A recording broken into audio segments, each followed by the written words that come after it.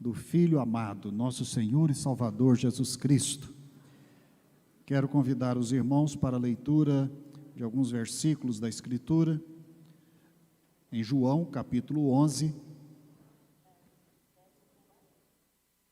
os versículos de 25 a 27.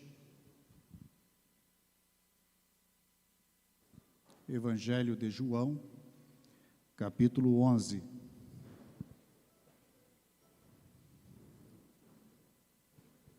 Gostaria de meditar neste domingo de Páscoa com os irmãos sobre o tema da ressurreição, especificamente sobre a fé na ressurreição de Cristo e a ressurreição da fé em Cristo. O texto de João vai nos servir de base, este texto que trata da ressuscitação, se podemos dizer assim, a gente fala ressurreição de Lázaro. Verso 25 diz: Disse-lhe Jesus: Eu sou a ressurreição e a vida. Quem crê em mim, ainda que morra, viverá. E todo o que vive e crê em mim não morrerá eternamente. Crês isto? Sim, Senhor, respondeu ela. Eu tenho crido que tu és o Cristo, o Filho de Deus, que havia de vir ao mundo. Quero destacar também, no grande capítulo do apóstolo Paulo sobre a ressurreição, na sua primeira carta aos Coríntios, o capítulo 15, este capítulo maravilhoso, que tem ocupado a pena, a reflexão de grandes líderes da igreja cristã, especialmente Lutero. Lutero fez uma série de pregações sobre este capítulo que durou em torno de um ano, e é uma das obras maravilhosas de Lutero. Capítulo 15, versículo 14: E se Cristo não ressuscitou, é vã a nossa pregação e vã a vossa fé. Amém. Meus irmãos, de fato, crer em Jesus Cristo, sem acreditar na sua ressurreição, é inútil para a vida eterna. O apóstolo Paulo diz que nós podemos viver bem neste mundo, em nossa religião, em nossa, digamos, religião cristã. Podemos ser bons cristãos neste mundo, mas se não crermos na ressurreição, a nossa fé é vã. Talvez contribua para o melhoramento do nosso caráter, aperfeiçoe a vida familiar, digamos, que expresse o louvor e adoração magníficas a Deus, mas a ressurreição é a chave. A ressurreição é o centro da fé. A ressurreição é o nascedouro da fé. Então, apóstolo Paulo, assim como depois Lutero vai interpretá-lo, considera a fé cristã a chave da vida cristã, a chave da vida eterna.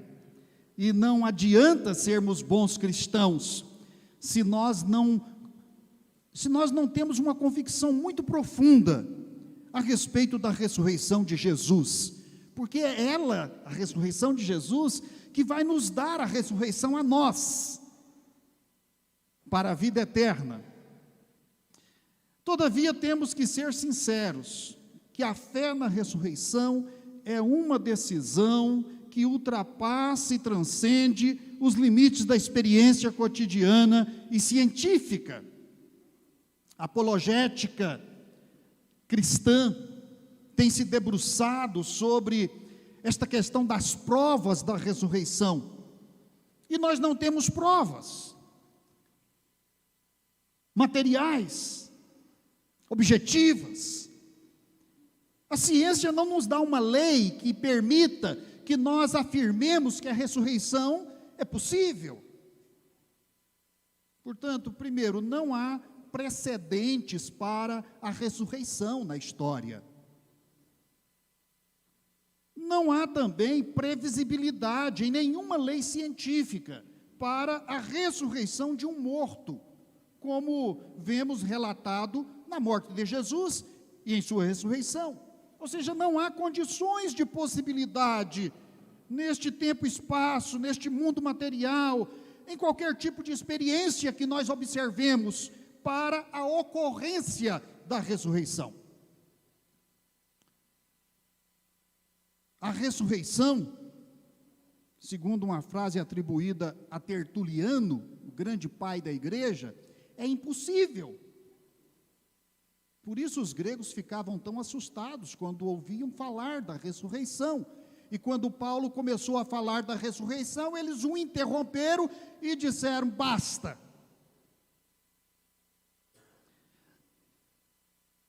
Também não devemos misturar ressuscitação com ressurreição. Ressurreição é uma coisa, ressuscitação é outra. Ressuscitação é voltar à consciência, ou o corpo voltar a ter sinais vitais. Isto é possível.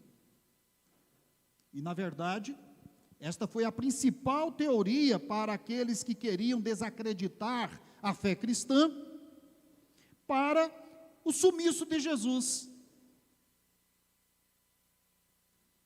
Os céticos diziam: ele certamente acordou e saiu e sumiu. Há até teorias de que ele teria então iniciado uma viagem em direção à Índia, e por lá ele teria também anunciado a sua pregação. Ou seja, o túmulo vazio tem muitas explicações. Tem possibilidades de alguém, digamos, ter uma explicação que convença, não é? E, portanto, o túmulo vazio, ele não é uma prova irrefutável, é um indício. E para nós que cremos, um indício maravilhoso. O túmulo vazio foi o que levou Pedro e João a concluírem definitivamente que Jesus ressuscitou. O túmulo vazio, o sudário, aquele lenço que estava envolvido na cabeça de Jesus, e que eles encontraram ali, dobrados, organizados, não é? Todo aquele lençol de linho que José de Arimateia comprou para envolver o corpo de Jesus, e era uma coisa interessante de se ver. Ora, a teoria da ressuscitação, ela é uma contradição em si mesma, não é? Como ele podia ter acordar, ou, digamos, experimentar esta ressuscitação, não é? Se ele não tinha sangue. O seu sangue foi vertido, seu coração foi perfurado por uma lança, e a última imagem que nós temos dele é de sangue com água sendo vertido em abundância, esgotou. Portanto, a teoria da ressuscitação, ela é descartada pelo fato de que aquele morto não tinha sangue. A ressurreição de Jesus Cristo foi única e inaugural. Evento único não gera ciência, sabemos disto. A ciência precisa de uma sequência para formular uma lei científica, ou seja, precisa de uma repetição do evento. É assim que se faz ciência. Por isso, a ressurreição fica fora do alcance da ciência. Em outras palavras, a ressurreição de Jesus é um evento singular que não deixou amostras para trás. Após ressuscitar, ele se apresentou aos seus discípulos, mas ascendeu aos céus e se ocultou aos olhos humanos. Ele sumiu. A ressurreição de Jesus está, portanto, toda no campo dos impossíveis. Sem dúvida, Tertuliano estava correto. Digamos que no campo da fé, como apresentada na carta aos Hebreus. O que é a fé?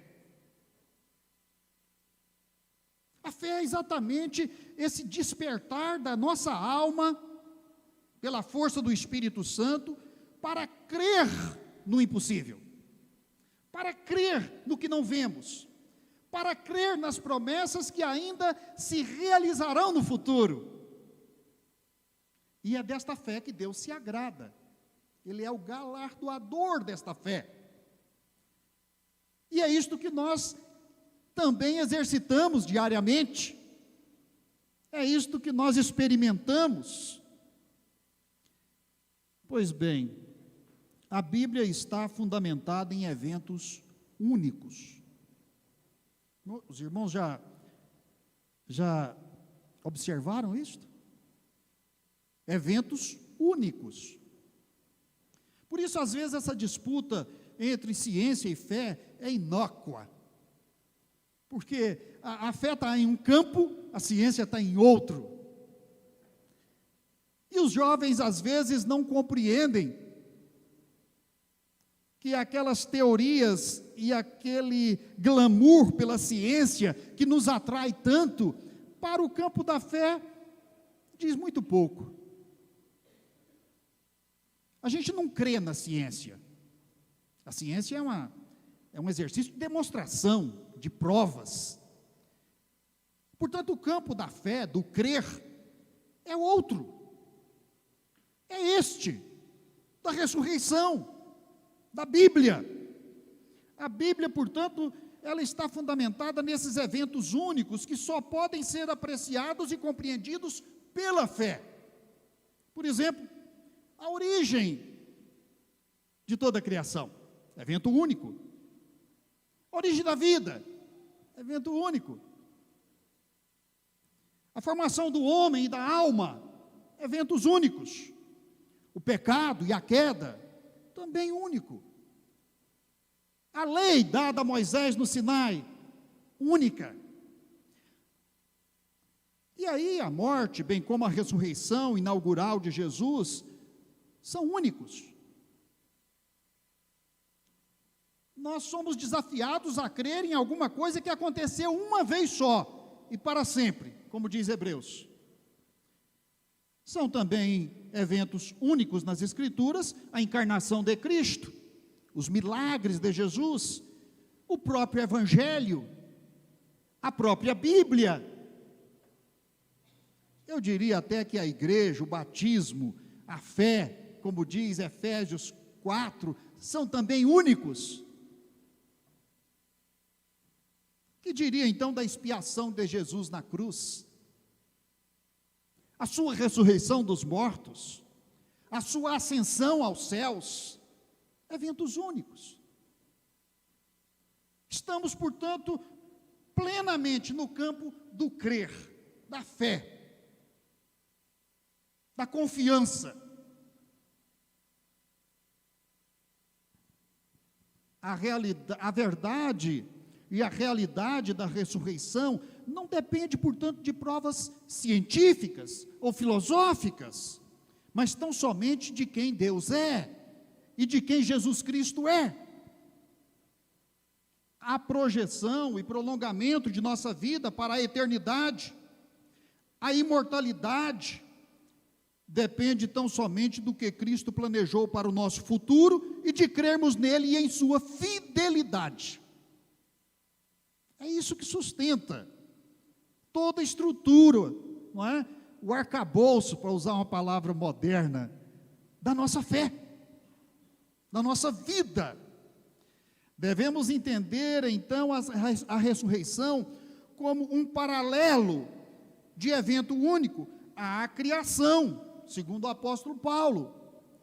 Assim como por Adão entrou o pecado e a morte, ele diz, por um só homem, também por Jesus veio a ressurreição e a vida, por um só mediador, um só Cristo, um só. A primeira criação, portanto, segundo esta perspectiva do apóstolo Paulo, ela não foi abandonada aí em um canto do universo por Deus, apesar do pecado, apesar da desobediência, apesar da separação que Deus fez entre o homem e o paraíso, colocando então o paraíso sob a proteção dos guardiões celestiais. Daí então que a criação, agora então, toda ela, digamos, prejudicada por causa do pecado, não é? Ela foi tratada então como um campo de semeadura, como uma lavoura de Deus. É isto que o apóstolo Paulo vai tratar no capítulo 15 de 1 Coríntios. Ele usa então a metáfora da semente, representando então a vida humana, e esta vida humana que então chega ao seu fim e morre, e é então sepultada, e ali então representa a semente sendo plantada, e se a semente não morrer, ela então não produz. Depois os irmãos conferem isso no capítulo 15 de 1 Coríntios. O jardim do Éden, então, foi fechado pelos anjos, mas toda a terra e toda a descendência dos homens foi assumida por Deus como sementeira para o futuro e para a eternidade. Que volta tremenda essa que Deus deu no pecado, não é? Que surpreendente esta ação de Deus. O segredo e o sentido que encadeia então todos esses fatos, desta linha que vem desde a criação, é o sacrifício de Cristo como Cordeiro de Deus, o Cordeiro Pascal. O cordão dourado, como chama Groningen, o grande estudioso do Antigo Testamento, holandês. Ele diz: toda a revelação do Éden à volta de Cristo, da criação à escatologia, estão amarradas, esses eventos, a história está amarrada por um cordão dourado de 3 pontas. O reino, a aliança e Cristo. É um cordão dourado, que representa a realeza, soberania, o domínio. E nós temos então, hoje este dia, quando lembramos do Cordeiro de Deus, o Salvador, o Emanuel. Jesus não veio sozinho ao mundo. Primeiro foi gerado pelo Espírito Santo. Depois a comunhão dele com o Pai, manifesta nos evangelhos, é algo que nos surpreende. Ele não estava sozinho. Era o Emanuel. E ele veio então para oferecer a reconciliação com Deus. Pela graça, por meio da fé, para todos os homens. Ninguém foi excluído. Todos foram incluídos nesta possibilidade. A possibilidade de serem reconciliados com o Pai, por meio do Filho, no poder do Espírito Santo. Em 1 Timóteo 2, 4 e 5, Paulo vai afirmar: há um só mediador agora. Em 2 Coríntios 5, 17 a 19, ele vai dizer: somos nova criação em Cristo Jesus. Há uma divisão entre as coisas velhas que ficaram e as coisas novas que se formam. Tudo provém de Deus, que nos reconciliou consigo mesmo, por meio de Cristo Jesus. A cruz, portanto, foi a base da reconciliação, o sepulcro vazio da ressurreição, é, portanto, a garantia que fomos aceitos e temos a vida eterna. É isso que importa. O que importa é o resultado que isso produziu. E o resultado que isso produziu foi em favor daqueles que creem. Lá em Isaías, há um versículo no capítulo 8, versículo 18, que exclama deste modo: eis aqui estou, e os filhos que Deus me deu. Esta é uma profecia que se reporta a Jesus. Eis aqui estou e os filhos que Deus me deu. A ressurreição gera uma família.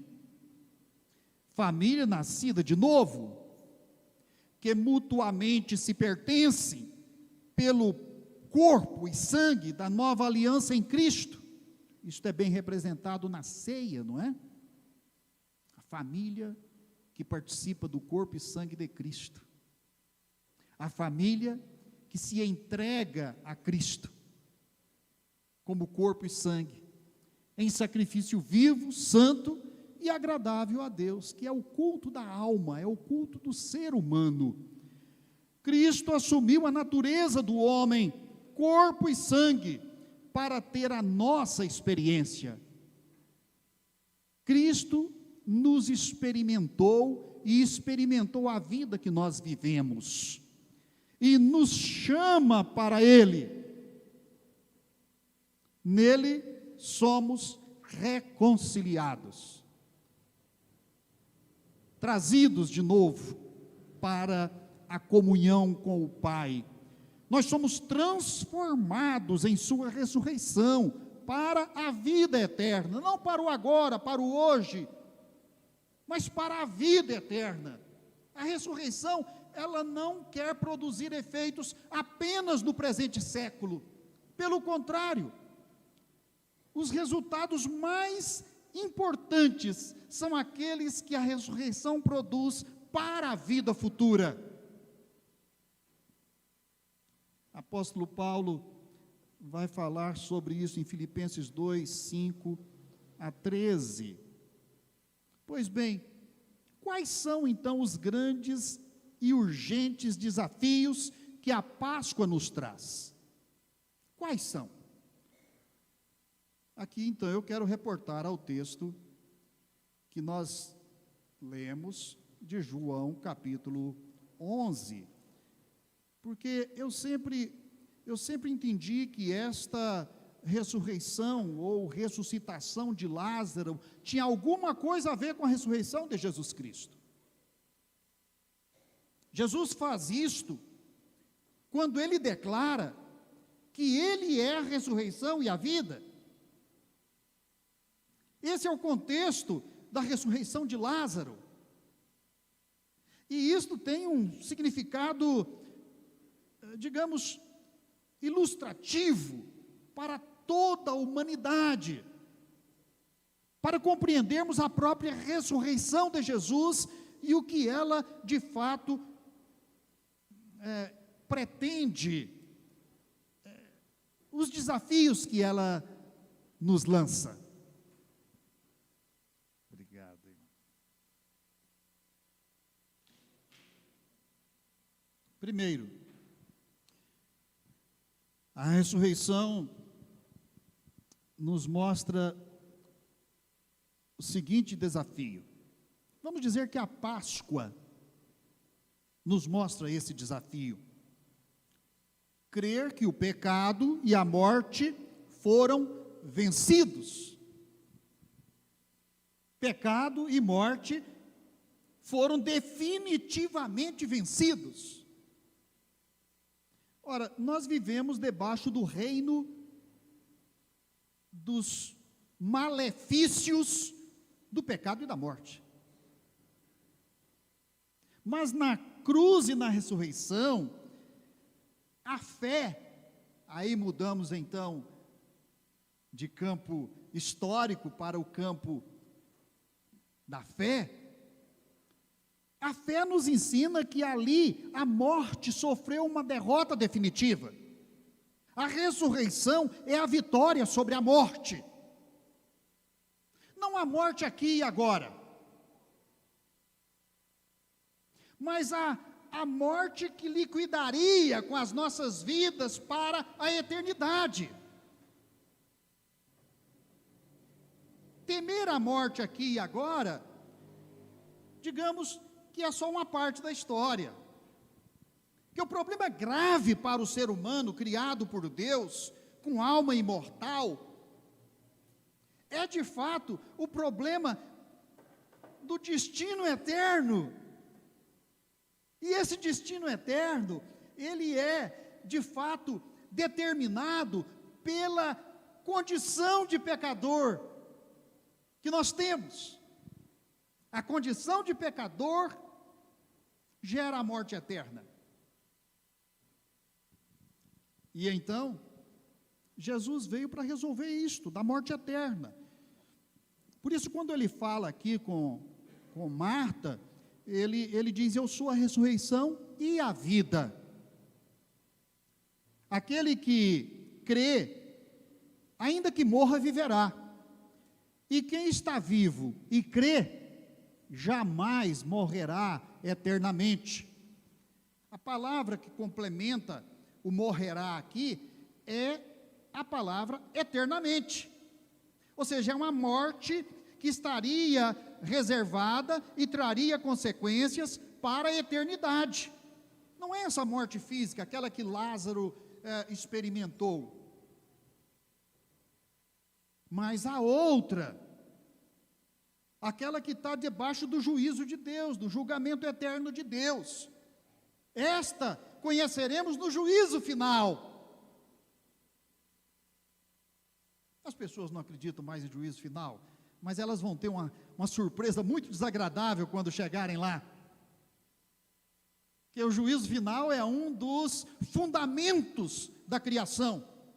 Toda a criação foi projetada por Deus para finalmente encarar o juízo final.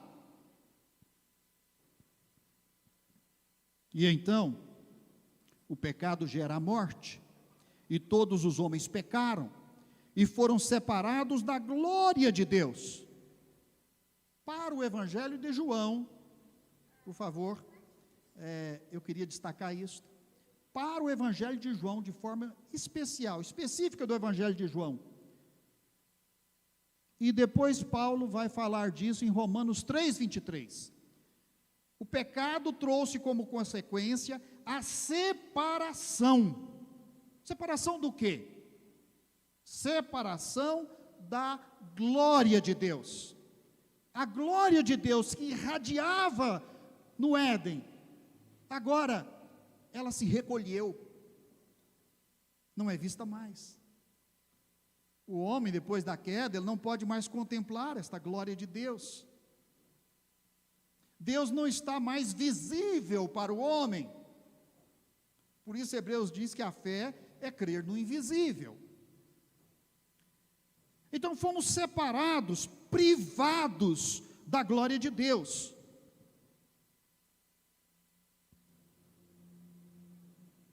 Há uma tradução do Dr. Valdir, que fez uma tradução do Novo Testamento grego para o português, que ele diz: nós estamos faltos da glória de Deus. Falta uma coisa à humanidade, falta uma coisa ao homem, e esta coisa que falta é a glória de Deus. E a ausência da glória de Deus, ela de fato deixa o homem absolutamente sem norte, a vida sem sentido, sem horizonte. Mas agora em Cristo o homem é trazido, enfim, para diante da glória de Deus. João capítulo 1, versículos 14 e 18. Diz: vimos a sua glória, como a glória do unigênito do Pai. Ou seja, a glória veio de volta. A glória foi trazida para a presença do homem novamente. E ela era tão maravilhosa que quando Jesus, no Monte da Transfiguração, manifestou a sua glória aos discípulos, Pedro logo disse: Senhor, vamos construir 3 cabanas aqui, não é? A glória é o melhor lugar. A glória é o que enche a alma. A glória é o que dá vontade de ficar ali, morando eternamente. E então, a glória veio novamente. E pela fé em Cristo Jesus, temos a reimersão na glória. Todos nós, que somos crentes em Jesus Cristo, estamos vivendo uma vida de ressurreição, uma vida de imersão na glória de Deus. Estamos envoltos na glória de Deus, ainda que não a percebamos fisicamente. Crer na vitória de Cristo, crer na sua ressurreição, é crer na glória da qual fomos privados por causa do pecado, mas agora aceitos em sua plenitude de glória. Crês tu isto? Pergunta Jesus. Não te disse que se creres verás a glória de Deus?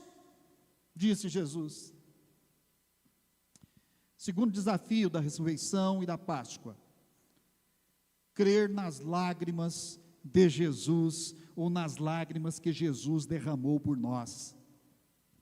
Depois de falar então com as irmãs a respeito da morte do amigo Lázaro, Jesus então, ele como que passa a experimentar aquele sentimento de dor, de perda, de tristeza, e ele se torna tão envolvido naquilo, imerso naquilo, que ele então vê os que choram e se comove. Diz o texto que agitou-se no espírito, o espírito de Jesus ficou profundamente consternado, impactado, e ele chorou. Não é o menor versículo da Bíblia? Ele chorou. O significado disso é infinito. Estas lágrimas de Jesus por nós, estas lágrimas de Jesus, elas ganham um valor infinito com a vitória de Jesus sobre a morte, porque ele não se esqueceu das lágrimas que derramou. Na verdade, ele derramou lágrimas enquanto estava caminhando para a cruz. Chegada a hora da sua morte, ele bradou, ele clamou, ele gritou. O que significa isso?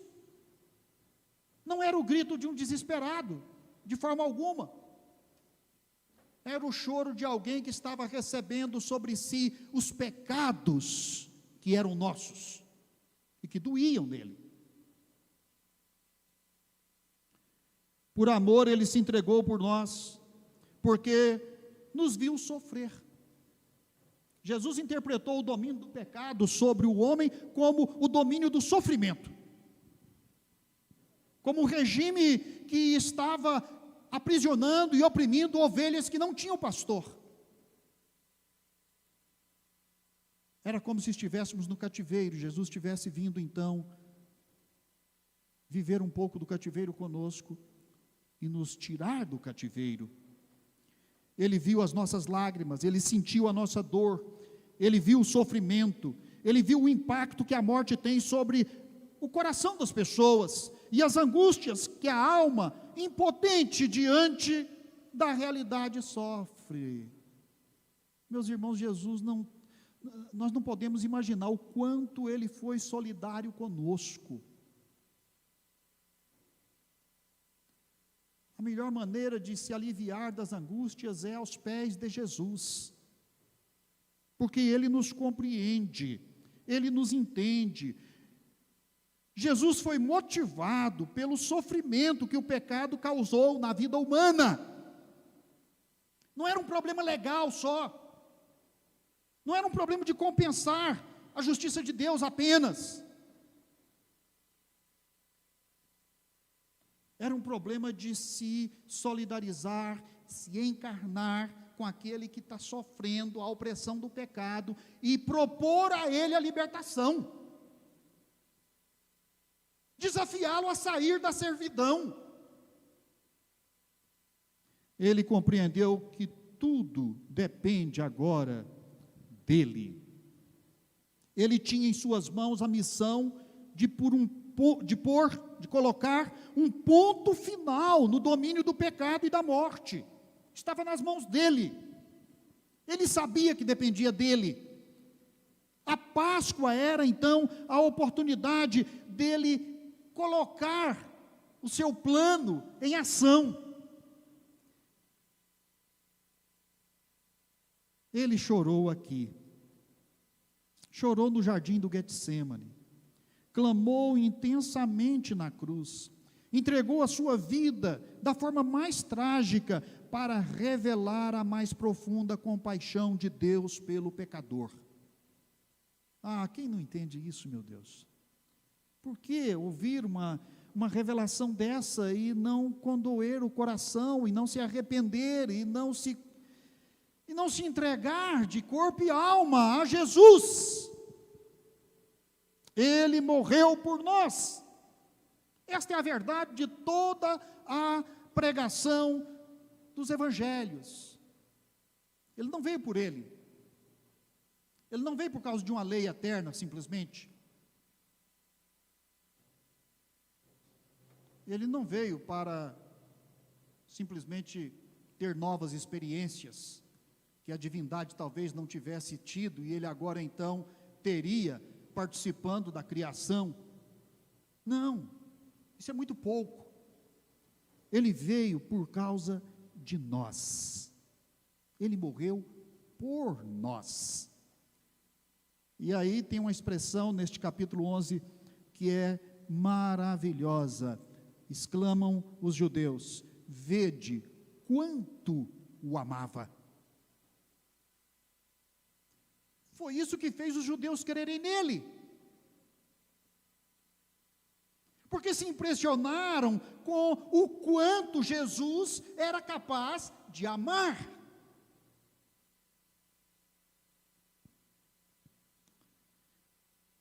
Meus queridos irmãos, ele se deu por amor. A Páscoa é a maior prova do amor de Deus. Ele fez isso com sacrifício. Ele fez isso por expiação dos nossos pecados. Ele sofreu a penalidade e a condenação requeridas pela justiça de Deus. Esta é uma parte da obra.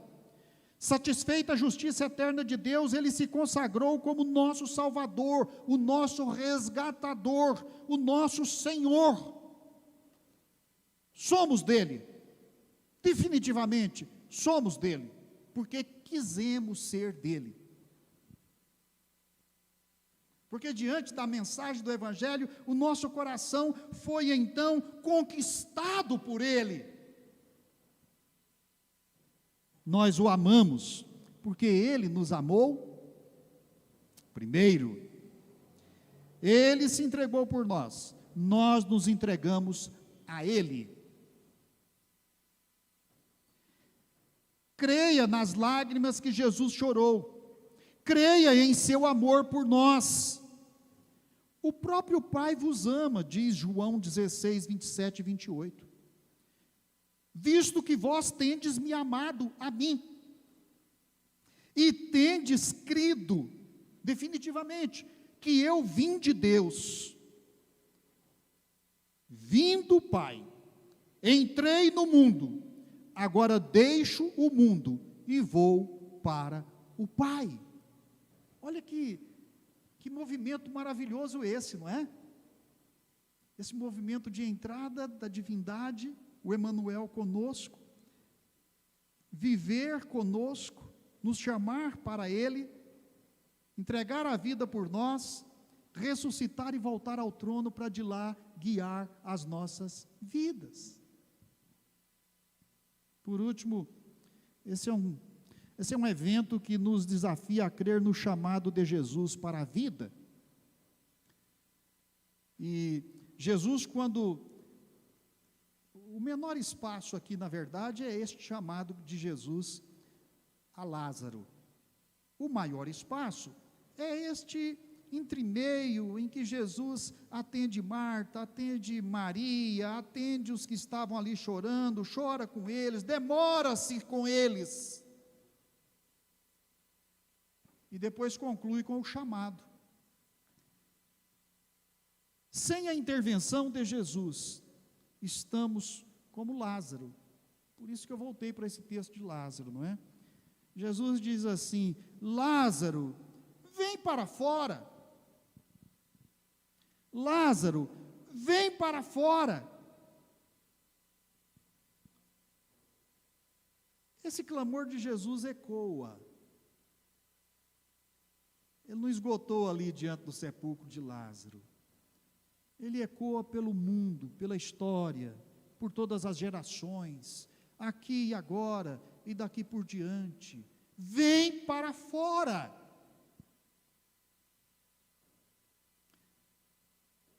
Por quê? Porque estamos aprisionados na morte, em nossos pecados, não vivemos eternamente, a vida termina. Existimos em nosso mundo que de fato é um enorme cemitério. Um enorme cemitério, que recebe na morte as gerações e gerações e gerações. Existimos para a morte, é a dura realidade. Então Paulo declara: Ele nos deu vida, a nós que estávamos lançados para a morte, e em morte nos nossos pecados. Efésios 5, de 1 a 5. Estamos todos, portanto, representados naquele túmulo de Lázaro. Como fez a Lázaro, chamando-o da morte, Jesus faz conosco também. Vem para fora. Vem para a luz. Vem para a vida eterna. Vem para fora do seu túmulo. Vem para longe da morte. Vem para os braços de Jesus. Naquele dia as barreiras foram vencidas, superadas, retiradas, e Lázaro foi libertado. Jesus diz: tirai a pedra, tirai a pedra, desatai-o e deixai-o vir.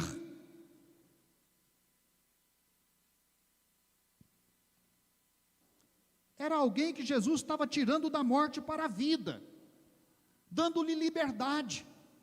Deixai-o ir. Deixai-o ir. Lembra do clamor de Moisés no Egito? Deixa meu povo ir. Deixa meu povo ir.